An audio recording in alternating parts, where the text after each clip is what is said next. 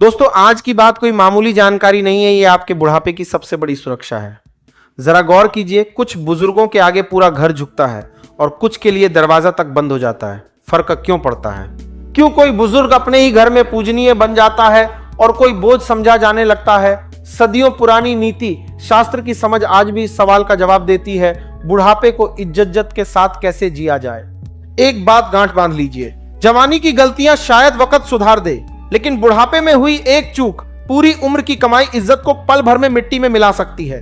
आज मैं आपके सामने कुछ ऐसे कड़वे सच रखूंगा जो सुनने में अच्छे ना लगे, मगर अगर समझ लिए तो जिंदगी में कभी किसी के आगे हाथ नहीं फैलाना पड़ेगा। और हाँ, सबसे आखिरी बात सबसे ज्यादा मायने रखती है, क्योंकि वही तय करेगी कि आपके बच्चे आपके पास बैठेंगे या आपसे कतराने लगेंगे। तो शुरू करते हैं। पहली सीख, अपनी डोर अपने हाथ में रखिए।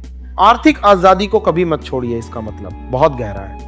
अगर समझ आया हो तो कमेंट में जरूर बताइए। अब बात करते हैं सबसे कड़वे सच की। बुढ़ापे की सबसे बड़ी भूल है वक्त से पहले अपनी हर चीज, हर अधिकार बच्चों या रिश्तेदारों के नाम कर देना। भावुकता में आकर बुजुर्ग सोचते हैं कि अब तो सब इन्हीं का है, ये खुश रहेंगे और मेरा ख्याल रखेंगे, मगर सच्चाई इसके उलट है। जिस दिन आप अपनी पूरी ताकत दूसरों के हाथ सौंप देते हैं, उसी दिन से आप मार्गदर्शक नहीं बल्कि दया के पात्र बन जाते हैं। और समाज में दया मिलती है, सम्मान नहीं। आजकल अक्सर देखने को मिलता है, संपत्ति बच्चों के नाम होते ही बुजुर्ग का कमरा बदल जाता है, उनकी थाली बदल जाती है और घर में उनकी बात सुनी जानी बंद हो जाती है। अपनी सहारे की लाठी कभी दूसरे के हाथ मत दीजिए, वरना वही लाठी सहारा देने की जगह डर का कारण बन जाती है। इसका मतलब यह नहीं कि बच्चों से प्यार मत कीजिए, बल्कि इसका मतलब है आत्मनिर्भर बने रहिए। इतनी बचत, इतना अधिकार अपने पास जरूर रखिए कि एक कप चाय के लिए भी किसी के आगे हाथ ना फैलाना पड़े। असली सुकून वहीं से आता है। दूसरी सीख, मर्यादा और खामोशी की ताकत। एक गहरी बात समझिए, जो अपनी मर्यादा खो देता है वो अपना अधिकार भी खो बैठता है। बुढ़ापे में मर्यादा का मतलब है अपनी सीमाएं तय करना। जब आप बच्चों के निजी मामलों में बेवजह दखल देने लगते हैं तो अनजाने में उन्हें भी यही मौका दे देते हैं कि वो आपको पलटकर जवाब दे। और जिस दिन बच्चों ने पलटकर जवाब देना शुरू किया, समझ लीजिए बरसों की कमाई इज्जत एक पल में खत्म हो गई। बुजुर्ग को घर का जज बनना चाहिए, वकील नहीं। जज तभी बोलता है जब मामला उसके सामने रखा जाए और उसका फैसला आखिरी और सम्मानित माना जाता है, लेकिन वकील हर छोटी बड़ी बात पर बहस करता है। अगर आप घर की हर बात पर बहस करेंगे तो आपकी बातों का वजन धीरे धीरे खत्म हो जाएगा।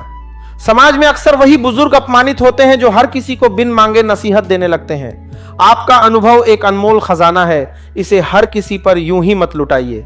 आज की तेज रफ्तार जिंदगी में बच्चे पहले से ही तनाव में रहते हैं। अगर आप उनके लिए सुकून की जगह बनते हैं तो वो खुद चलकर आपके पास आएंगे और अपनी बातें साझा करेंगे।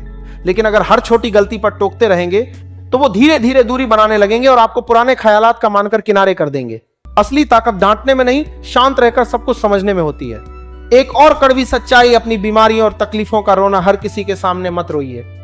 जो हमेशा अपने दुख दर्द का बखान करता रहता है, लोग धीरे धीरे उससे दूरी बना लेते हैं, क्योंकि कोई भी हमेशा नकारात्मकता के बीच नहीं रहना चाहता। इसके बजाय अगर आप हिम्मत के साथ अपनी हालत स्वीकारते हैं और दूसरों का हौसला बढ़ाते हैं तो लोग आपकी मिसाल देते हैं। कम बोलिए, सटीक बोलिए, और तभी बोलिए जब सच में जरूरत हो।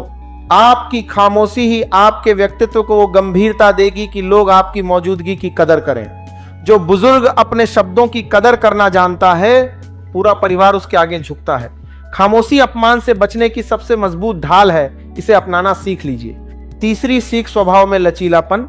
और आखिरी सच, इंसान का स्वभाव ही उसका सबसे बड़ा दोस्त या सबसे बड़ा दुश्मन होता है। बुढ़ापे में जब शरीर साथ छोड़ने लगे, तब सिर्फ आपका व्यवहार ही वो सहारा होता है जो लोगों को आपके पास बनाए रखता है। तीसरी तरह के बुजुर्ग वो होते हैं जो बदलते वक्त के साथ अपनी सोच नहीं बदल पाते। वो चाहते हैं दुनिया वैसे ही चले जैसे 40 साल पहले चलती थी, लेकिन बदलाव ही दुनिया का नियम है। अगर आज की तकनीक, आज की सोच, आज की जीवन शैली को सिर्फ इसलिए नकारेंगे क्योंकि वो आपके जमाने से अलग है, तो आप खुद को समाज से अलग थलग कर लेंगे। जो बुजुर्ग वक्त के साथ खुद को अपडेट रखते हैं, उन्हें समाज में सबसे ज्यादा सम्मान मिलता है। इसका मतलब अपनी संस्कृति छोड़ना नहीं, बल्कि नई पीढ़ी की खुशियों में शामिल होना सीखना है। जब आप पोते पोतियों के साथ उनके खेल में शामिल होते हैं या उनके नए विचारों की तारीफ करते हैं, तो आप उनके लिए एक दोस्त बन जाते हैं। कहा गया है, जैसे फल लगने पर पेड़ की डालियां झुक जाती हैं, वैसे ही ज्ञान और उम्र बढ़ने पर इंसान को विनम्र हो जाना चाहिए। अहंकार बुढ़ापे की सबसे बड़ी बीमारी है।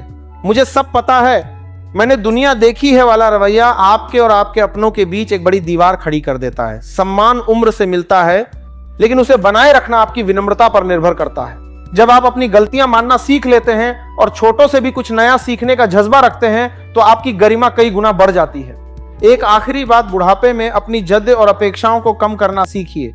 जो बुजुर्ग हर वक्त अपनी हर इच्छा पूरी होने की या दूसरों से बेहद सेवा की उम्मीद रखते हैं, वो अक्सर निराश और चिड़चिड़े रहते हैं, और यही चिड़चिड़ापन बोलचाल में कड़वाहट बनकर निकलता है, जो अपनों को ही चोट पहुंचाता है। इस उम्र में खुद को अध्यात्म और आत्मचिंतन की तरफ मोड़ना समझदारी है। जब आप भीतर से शांत और संतुष्ट होते हैं तो चेहरे पर एक अलग ही चमक आती है, जो अपने आप लोगों को आपकी तरफ खींचती है। याद रखिए, अंत समय में लोग आपके पैसे या आपकी डांट को याद नहीं रखेंगे, बल्कि वो एहसास याद रखेंगे जो उन्हें आपके साथ बैठकर मिलता था। इसलिए अपना स्वभाव ऐसा बनाइए कि लोग आपकी मौजूदगी की दुआ मांगे, आपकी विदाई की नहीं। तो दोस्तों, याद रखिए, बुढ़ापे में असली दौलत पैसा नहीं,